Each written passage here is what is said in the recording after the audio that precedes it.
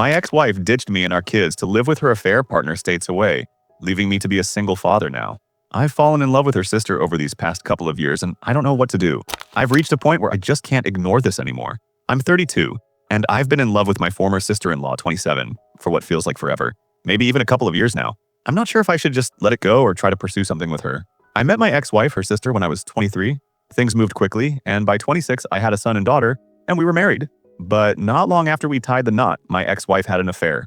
That's not even the worst part. The guy she cheated with got her hooked on heroin. When I confronted her, she promised she'd get help, but instead she left in the middle of the night. I haven't heard from her in 4 years. The last I heard, she was still with that guy, and they're homeless in Las Vegas. I don't know if that's true, but I've been too focused on keeping things together for the kids to track her down. Not that I want to, after everything she did. We got a divorce by default. Despite all that's happened, I've managed to keep a strong relationship with my in-laws. Every other weekend, my kids stay with their grandparents, and they still treat me like a son. I go to Christmas parties, and they're generally fond of me. No one really brings up my ex anymore, mostly to avoid upsetting the kids. My son, now 9, has been deeply hurt by his mother's absence. I had to get him into therapy after he told me he wished his mom were dead. Things had gotten pretty bad with my ex toward the end, especially when my son was around 5 or 6. She had become verbally abusive, and it was a lot to handle. After she left, her sister, my former sister-in-law, and her boyfriend started coming around more often to see the kids. They knew I worked a lot, so they offered to babysit, calling it practice since they wanted kids of their own. My kids adored them and got spoiled, but I didn't mind. We all needed some positive energy. Eventually, they got married and they were deeply in love. But tragically, her husband passed away in a workplace accident not long after their daughter was born. It was a devastating blow for everyone involved, as you can imagine. Following her example, I started taking her daughter sometimes, just to give her some space when everything felt too overwhelming. She needed alone time, and I understood that. She's been in grief counseling for a few years now, but she still wears her wedding ring and has told me she can't imagine dating again. We often talk about her late husband, and while she's in a better place now, I know she's still deeply in love with him. I can't even imagine the weight of that grief. Over the last couple of years, we've become more consistent figures in each other's lives. My kids absolutely adore their aunt, and I have her over for dinner a few times a week. My daughter and her daughter have grown really close and love hanging out, so they even have sleepovers. By this point, I've moved on from my ex, but the idea of potentially dating again and possibly bringing someone dangerous into my kids' lives, like their mother did, has kept me away from the dating scene. I don't even know when it happened, but slowly I began to develop feelings for my sister-in-law. She's an amazing mom, especially given everything she's gone through, and she's one of the sweetest people I know. Her sense of humor always makes me laugh and feel genuinely happy. At some point, I started to realize that I was physically attracted to her. I felt guilty about it, especially because her late husband was a good friend of mine. I know she's still grieving, so I've kept these feelings to myself. Since the pandemic started, we've been spending more time together, mainly because social distancing has limited our contact with others. Nothing romantic has ever been said out loud, and I try not to flirt, but last week things felt different. It was late after the kids had gone to bed, and I made us a couple of drinks, just enough to relax, not get drunk. She decided to stay the night, and I took the couch, of course. The next morning, I woke up to breakfast, and it just felt right. The 4 of us together felt like the family I've always wanted. She even kissed my forehead, which was something she'd never done before. I didn't say anything about it, but after she left, I found my son quietly playing with his toys in his room. He looked upset, so I asked him what was wrong. And then, without missing a beat, he said, in that blunt, innocent way only kids can, that he wished his aunt was his mother. I sat down with him and asked why he felt that way. He gave me a list of reasons. She's kind to him, she never yells, and he loves seeing her at his grandparents' house. He mentioned that she even draws pictures with him, which I didn't even know they did. By the end of it, my heart, which had already softened toward this woman, melted even more. Later, when I dropped the kids off at their grandparents' house, I tried to casually gauge their opinion. I made a joke about how their daughter and I sometimes act like a married couple. They didn't laugh. They seemed distant, friendly, but standoffish, which made me wonder if they know something or if they disapprove. It's becoming harder to ignore these feelings or pretend they're not there. I'm in love with her. Now I'm stuck. I either need to let go of these feelings and find a way to move on, or I need to figure out how to navigate the situation and tell her how I feel. If anyone has any advice on how to approach a widow, especially one who was married to a friend, with this kind of intention, I could really use your help. Update, 2 days later. First off, I want to thank everyone who gave me advice on how to approach this situation, as well as for all the helpful suggestions and things I could say to my former sister-in-law. Here's how it all played out. Shortly after I made my original post, I remembered that my kids were spending Sunday night at their grandparents' house, which they do every other week. And typically, when they stay there, my sister-in-law's daughter joins them. I allow these visits because I think it's important for the kids to maintain a good relationship with their mother's parents. My sister-in-law lets her daughter go because she enjoys playing with my daughter. So I realized we both had the night free. Normally, I'd either game or hit the gym for an extra session, but I figured this would be the perfect chance to hang out with her without the kids around. I sent her a text saying, "Hey, the kids are out this Sunday. Was thinking you might want to get dinner?" I suggested a fairly upscale place that had reopened a couple of months ago with outdoor dining. I've never asked her out to dinner before, and we're almost never alone together without a kid in the other room. She replied saying she'd love to, and that's when the panic set in because now I actually had to act on my feelings. I asked if she'd prefer meeting at my place and taking one car or meeting at the restaurant. She said she'd come by my place first. I made sure to clean up a bit more than usual, dressed up but not overly so. When she arrived, wow. She was in this gorgeous evening dress with makeup, something she doesn't usually wear. She looked stunning. I must have been staring for a second. I definitely caught myself, haha. We exchanged some small talk and complimented each other on how we looked, but I still didn't have the nerve to bring up my feelings. She wasn't pushing the issue either. Dinner was amazing, they had a live jazz band playing, and I'm definitely coming back to that place. At one point, she told me it was the first time she'd had an adult social outing that didn't involve her daughter in years. I mentioned that it had been about as long for me as well. We laughed, joked, and shared a little casual touching here and there, but I still couldn't find the courage to make a move. I was afraid of ruining the moment, so I just focused on having fun. But as we were leaving, my mind snapped, and I just thought, screw it. When we stood up to head back to the car, I offered her my arm and we walked back together, arm in arm. There was no awkwardness, no one mentioning it. I opened her door, planning to drive her back to her car. But as I was about to close it, she stopped me, looking a little nervous, and told me outright to stop. She said she wanted to kiss me. There had been no drinking at dinner, so this was all her. I pulled her in, and we kissed. I can't even describe how wonderful it felt to finally touch her. The kiss lasted outside the restaurant, with her leaning against my car for at least half an hour. When we finally broke apart, we exchanged a few dreamy looks before getting into the car and heading back to my place. She held my hand as I drove, and I don't think I've ever been happier. I finally confessed to her that I'd started having feelings for her a long time ago, but because of everything we'd both been through, I didn't want to scare her off. She told me she'd been carrying a torch for me for about 6 months. Around that time, I'd gone on a couple of Tinder dates, and since we were just friends, I described to her how messy those dates had been. She admitted that she started feeling intensely jealous and angry that I was seeing other girls. That's when it clicked for her that she'd developed feelings for me too. It turns out I didn't approach her because of her late husband, and she didn't approach me because she was afraid I'd see too much of her sister, my ex-wife, in her and start to resent her for it. Once we got back to my place, I invited her in. We decided to fight the urge to jump straight into bed and just sat on the couch, snuggling and talking about what we needed to do to make this work as a relationship. There were some really emotional moments that night. We talked a little about her late husband and where she felt she was in the grieving process. I told her I didn't want to rush her and that I'd wait as long as she needed me to. She said she felt like she was finally in a place where she could love again, and that she was long past feeling guilty for having feelings for me, something she'd struggled with. Then she brought up her sister and the obvious questions. A few people had asked in the comments what we'd do if my ex ever showed her face around here again, or tried to get back into my kids' lives. What if she came back reformed, apologized, and wanted to get back together? Would I take her back? I told her that was a hard no. I've forgiven her for cheating on me, but I'll never forgive her for what she did to my son. He was such a sunny, happy boy before she started cheating, using and lashing out at him. He's doing better now, but for a long time, his behavior and negativity were really troubling for someone so young. She was concerned about how he might react to us since, unlike our daughters, he's old enough to understand what's going on. I told her not to tell him yet, as it might embarrass him. But not too long ago, he told me he wished his aunt was his mom instead. We agreed we'd take things slow and not rush into anything, but the kissing started again, and this time, since we were alone, we gave up the fight to stay out of the bedroom. I had fantasies throughout the duration of my feelings for her, and one of them was getting to stroke her face in the morning. And I finally got to live that out. Moving forward, we're going to establish date nights and focus on building on our already strong foundation. When we eventually tell our families that we're a couple, we'll do it together. That's where I'm at right now. That's my update. If this subreddit allows it, maybe I'll post again to share how the parents, in-laws, and kids take the news. 2 years of wishing she was mine, and now she is. Better not mess this up. Second update, 1 week later. First, a quick note, I forgot to clarify that I'm referring to my ex-wife as Jessica and my sister-in-law, who I'd been calling S as Sylvia.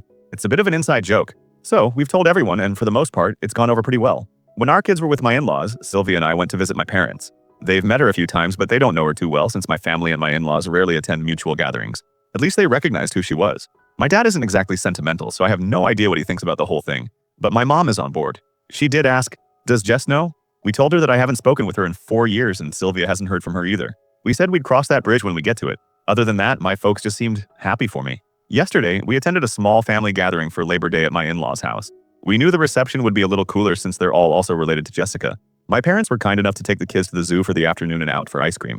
We arrived at the party together, and of course, everyone was wondering where the kids were. It felt like a million things were telling me not to do it, but I took Sylvia by the hand, and we both explained that the kids weren't there because we were planning on telling everyone that we are now a couple. It wasn't a huge crowd, maybe 8 people, but it really felt like I was announcing it to a stadium. I'm not sure what we expected, but several of her aunts were very happy for us. We got some hugs, and at first, nobody even mentioned Jessica. They were just happy because they'd all resigned themselves to Sylvia never dating again. It was only my mother-in-law who caused any issues. She told the party that she knew we were an item because I was always giving Sylvia puppy dog eyes and that Sylvia talked about me nonstop. She asked how long Sylvia and I had been dating in secret, and I told her it had only been a week. She scoffed and said she didn't think starting a relationship off by lying was a smart move. Then, jokingly, she accused us of disappearing at a pool party in June to smooch. After the party, my mother-in-law and father-in-law asked to talk with us privately. They wanted to know just how serious things were between Sylvia and me, and like my parents, they asked whether my ex-wife knew. When I said no and that her opinion didn't matter since she abandoned her family 4 years ago, they said they'd be more comfortable with everything if I told Jessica that I was now dating her sister. They're both terrified that Jessica will come back, sober and reformed, try to make amends, discover that I'm in love with her younger sister and relapse. It sounded to me like they knew something I didn't, and as it turns out, Jessica has been calling and talking to them for a year now. They just hadn't told me. I was upset that they kept this from me. Sylvia was really upset too, especially because Jessica hadn't tried to contact her once since her husband died. They showed me Jessica's Facebook profile, the one she'd blocked me from. And there she was, looking pretty normal. Not like the burned-out husk I remembered. I have to admit, seeing her not looking like the junkie she became when she left did make me feel a little better. Sylvia felt the same way. Her parents had kept their contact with her a secret because she's ashamed of what she's done. She feels like she deserves to lose her kids and couldn't face them after everything that happened. Sylvia's parents gave me Jessica's phone number and asked me to please call her and speak with her. I told them that my feelings for Sylvia are real, and there's no chance of me reconciling with Jessica. My father-in-law seemed to nod in approval, but my mother-in-law honestly looked like she was hoping we'd fix things after we left. I talked to Sylvia about everything, and while we had discussed a scenario where Jessica might return, we decided to revisit the conversation in light of these new revelations. I told Sylvia that I am in love with her. My whole heart is hers, and my feelings for her are deeper and stronger than anything I ever felt for my ex-wife. She ended up crying from the stress of the situation, frustration with her parents for keeping secrets, anger with her sister for not reaching out after her husband's death. She then admitted she was afraid I might leave her if her sister came back. I reassured her that this would never happen. It took a lot of long hugs and kisses to smooth over the situation, but by the time we went to pick up the kids, we were holding hands again, feeling more connected than ever. Sylvia's been spending the night at my place pretty frequently since we've been together, so the kids haven't seen anything. I've been setting my alarm for 5 a.m., getting up and moving to the couch so they won't notice. The morning after we decided to tell the little ones what was going on, our daughters seemed very happy about it, but they're too young to fully understand what's happening. All they know is that they get to play together more. I did take my son aside, just the two of us, and asked him if he was okay with everything and what he thought about it. He asked if we'd all be living together, and I told him, maybe someday. He then asked if this made his aunt his stepmom, and I told him that he's free to call her whatever he's comfortable with, and that I would respect it. And so would she, because we both love him. Then he asked me a lot of questions about his mother, things he had never asked before. I answered pretty much everything he wanted to know, though I did tone some of my answers down a bit. He's learned a bit about the dangers of illicit substances from school programs, and I finally decided to be honest with him to that degree. I told him that his mom had a problem and made some bad choices. He asked me why his mother didn't love him, and that really broke my heart. I assured him as best as I could that his mother did love him, but she had just made a lot of terrible mistakes.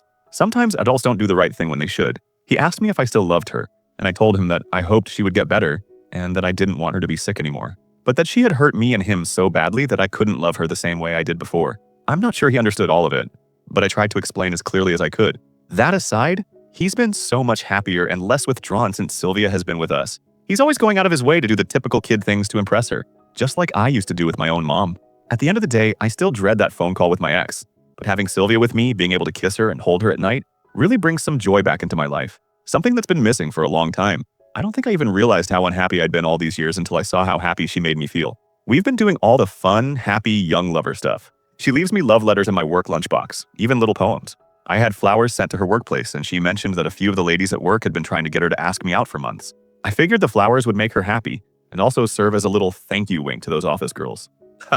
Thank you to everyone who commented or sent me messages on the first and second posts. They really made my day and helped me keep my cool to finally confess to Sylvia. Feel free to ask me anything, but I think this just about wraps up my updates. Third update, 7 weeks later. What you're about to read is a comment I wrote last week. I've just copied and pasted it because it's pretty much good enough to be a post on its own. It details how the phone call with my ex-wife went and provides a little more context. I did talk to her back in September. I kept meaning to write an update, but life got pretty hectic. I actually wrote a 10-paragraph update about a month ago, but my laptop crashed and I lost it, which discouraged me.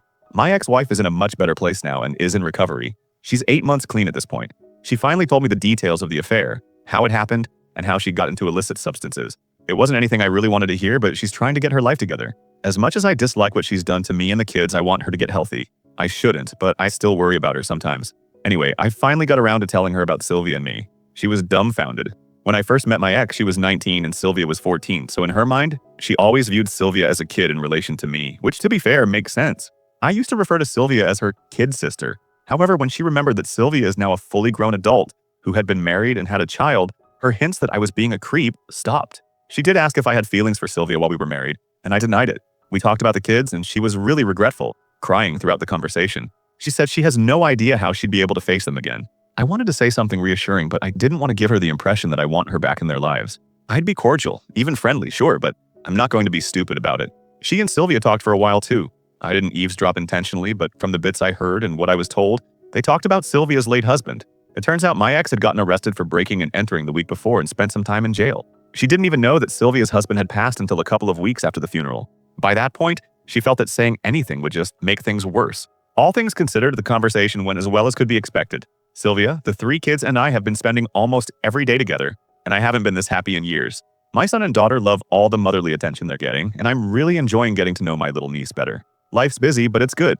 Thanks for asking. I might just copy and paste this as my update. Alright, that was my comment update, and nothing has really changed in the week since I wrote it. If anybody has any questions or comments, I'd be happy to answer what I can, when I can. But during this season, my workload increases dramatically, and I don't have as much time to be on here as I did when I first posted. I'm so glad I got up the nerve to try with her. I love her so much. I've been so long without a romantic partner that I forgot what being in love or feeling loved even felt like. Now that I remember, it's shocking to me how I didn't realize how alone and miserable I really was. I mean, for Christ's sake, we played Scrabble last night, and for some reason, it made me ridiculously happy. 4th update, 1 year later. It's been nearly a year since Sylvia and I decided to start dating. Now, a year later, we're living together, and I couldn't be happier. We're currently in the market for a new home, and our children are really benefiting from having 2 parents around to care for them. Our daughters have started calling each other sisters, and my son has accepted things in the same way. They're basically just normal siblings now. It's interesting with my son. When he's talking to his friends or teacher, he refers to Sylvia as his mom. But when he calls her or talks to her, he still calls her auntie. Our daughters do the same with me, calling me uncle. It confuses some people we meet, but it's always an interesting story to tell. We haven't had much contact with my ex-wife since my last post, but from what we hear, she's doing much better. She has a halfway decent job, a boyfriend, and is staying clean. I don't like to think about her being reintroduced into my children's lives, but if she continues to be clean and well-rounded, it will make it much harder for me to deny her visitation should she seek it. Not just from a legal standpoint, but from a moral one as well. Neither Sylvia nor I look forward to that day, but those worries seem far off. Her parents have stopped prying into our business and haven't tried to force my ex back into our lives as we feared. The kids now spend weekends with them, as my 2 were already doing before. Sylvia and I get to spend Friday nights and most of Saturdays going on dates and having some alone time. Our mutual friends were all pretty surprised by this, but they've been very supportive. They try to be polite and not mention my ex-wife, though every so often she does come up. Mostly everyone is just happy that we've found happiness together. One side of the family I haven't mentioned in all of this is Sylvia's late husband's family. As you might expect, her daughter still sees them regularly, and they're very happy and accepting of our relationship. His father even told me point blank that he was glad it was me because he thought he would hate his daughter-in-law bringing some strange man into his granddaughter's life. We haven't had many gatherings, of course, because of COVID, but the few get-togethers we've had have included them and will always include them. Speaking of her late husband, Sylvia and I have talked a lot about our feelings. She even had me come along to one of her therapy sessions because, despite everything going so well and the immense love we have for each other, his memory and presence will always be a part of our lives. She decided on her own that, out of respect for me, she had to take off her wedding band. Something that caused a lot of sadness, as you can imagine. I told her she didn't need to do this, and if we were to get married, she has 2 hands. After I said this, she began wearing it on a necklace instead. She now wears an engagement ring. I don't have a crazy story about how the engagement went down. I didn't spring it on her in some elaborate public spectacle, but there were tears, hugs, and kisses. If you have any questions, I'd be happy to answer them. Thank you all so much for the positive words of encouragement.